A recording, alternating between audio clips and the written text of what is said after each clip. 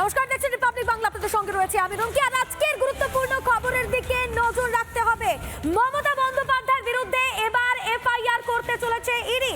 গতকাল টান টান উত্তেজনা, মুখ্যমন্ত্রী মমতা বন্দ্যোপাধ্যায় সরাসরি চলে যান আইপ্যাকের অফিসে এবং প্রতীকজনের বাড়িতে, এবং তারপর ইডির কাজে বাধা দেওয়ার অভিযোগে এবার মমতার বিরুদ্ধে এফআইআর করতে চলেছে ইডি। মমতার বিরুদ্ধে হাইকোর্টের হস্তক্ষেপের আর্জি, মুখ্যমন্ত্রী নিয়ে যাওয়া নথি ফেরানোর দাবি, জোর করে নথি ছিনিয়ে নিয়ে যাওয়ার অভিযোগ। তল্লাশির সময় নথি নিয়ে চলে যান মমতা বন্দ্যোপাধ্যায়। তল্লাশির সময়ে নথি নিয়ে চলে গেলেন এ রাজ্যের খোদ মুখ্যমন্ত্রী। মামলা থেকে মমতাকে বিরত থাকার দাবি ইডির, সন্দেহভাজনদের তদন্তে সহযোগিতার দাবি ইডির। আজ কলকাতা হাইকোর্টে মামলার শুনানি রয়েছে। এই খবরের দিকে, আপডেটের দিকে আমাদের নজর থাকবে লাগাতার। এই খবরে নজর রেখেছে রিপাবলিক বাংলা। আজ কলকাতা হাইকোর্টে মামলার শুনানি এবং মমতা বন্দ্যোপাধ্যায়ের বিরুদ্ধে হাইকোর্টের হস্তক্ষেপের আর্জি এনফোর্সমেন্ট ডিরেক্টরেটের। লাগাতার এই খবরের আপডেটের দিকে আমরা নজর রেখেছি এবং আরো আপডেট আমাদের দেবেন আমাদের প্রতিনিধি রয়েছেন, দুজন প্রতিনিধি রয়েছেন ইন্দ্রাশিস এবং রয়েছেন মেঘা। আমি শুরুতেই একবার ইন্দ্রাশিসের কাছে চলে যাই। ইন্দ্রাশিস, ইডি এবার এফআইআর করতে চলেছে, তার আগে হাইকোর্টের হস্তক্ষেপ দাবি, ঠিক কি রয়েছে এই শুনানি, কখন রয়েছে, বিস্তারিত তোমার মাধ্যমে জানতে চাইবো।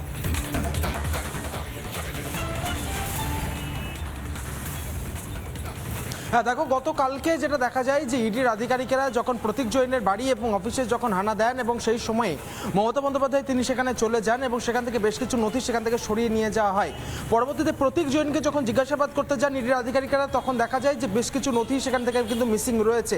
বেশ কিছু এভিডেন্স যেগুলোকে কালেকশনের প্রক্রিয়া শুরু করতে চাইছিলেন ইডির আধিকারিকেরা, সেই জায়গাতে বেশ কিছুটা তাদেরকে বেগ পেতে হয় এবং তারপরেই কার্যত ইডির পক্ষ থেকে যেটা জানানো হচ্ছে, ইডির সূত্রে যেটা এখনো পর্যন্ত আমরা জানতে পারছি, মমতা বন্দ্যোপাধ্যায় বিরুদ্ধে এফআইআর করা হচ্ছে এবং তার বেশ কিছু নথি, যে সমস্ত নথিগুলো নিয়ে গিয়েছেন, যে সমস্ত যে সবুজ ফাইল আমরা কাল লাগাতার দেখিয়েছি, সেই সবুজ ফাইলের কি কি তথ্য রয়েছে সেই সমস্ত বিষয়টি একেবারে সরজমিনে দেখতে চাইছেন ইডির আধিকারিকেরা এবং সেই সবুজ ফাইল এখন কিন্তু আতশকাচের তলায় নিয়ে এসে তদন্ত করতে চাইছেন এনফোর্সমেন্ট ডিরেক্টরেটের আধিকারিকেরা।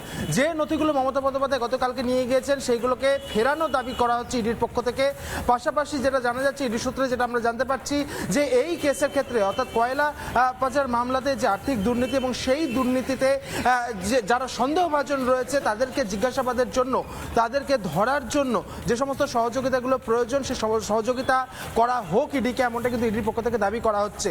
ফলত গতকাল যে নাটকীয় পরিস্থিতি তৈরি হয় এবং তারপরে যে সমস্ত নথিগুলো মিসিং গিয়েছে বলে প্রতীক জৈনকে জিজ্ঞাসাবাদের সময় ইডি আধিকারিকেরা জানতে পারেন, সেই সমস্ত নথি মিসিং যাওয়ার পরবর্তীতেই এবং সরকারি কাজে হস্তক্ষেপ, সরকারি কাজে বাধা সহ একাধিক অভিযোগ কিন্তু করা হচ্ছে মমতা বন্দ্যোপাধ্যায়ের বিরুদ্ধে এবং সেই প্রেক্ষিতে কিন্তু মমতা বন্দ্যোপাধ্যায়ের বিরুদ্ধে এফআইআর করতে চলেছে ইডির আধিকারিকেরা।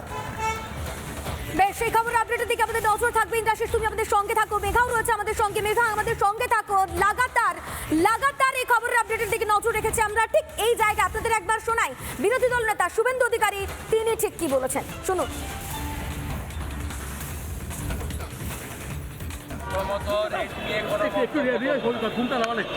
ওটা ইডি বলতে পারবে কেন রেড করেছে।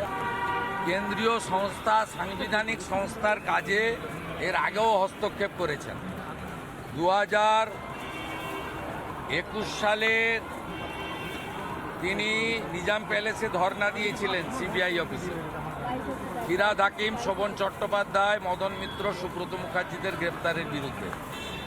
মুখ্যমন্ত্রীর এই ধরনের কাজ সাংবিধানিক প্রতিষ্ঠানের সরাসরি কাজে হস্তক্ষেপ এবং তদন্তে বাধা দান।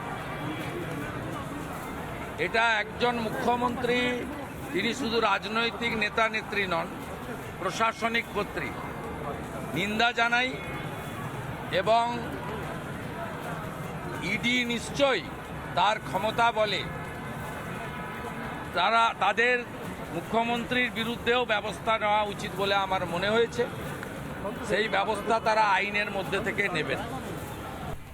নানা ধরনের কন্টেন্ট দেখার জন্য লাইক করুন, শেয়ার করুন আমাদের ফেসবুক পেজ, সাবস্ক্রাইব করুন আমাদের ইউটিউব চ্যানেল। পাশাপাশি অন্যান্য ব্রেকিং নিউজের জন্য অবশ্যই চোখ রাখুন রিপাবলিক বাংলায়।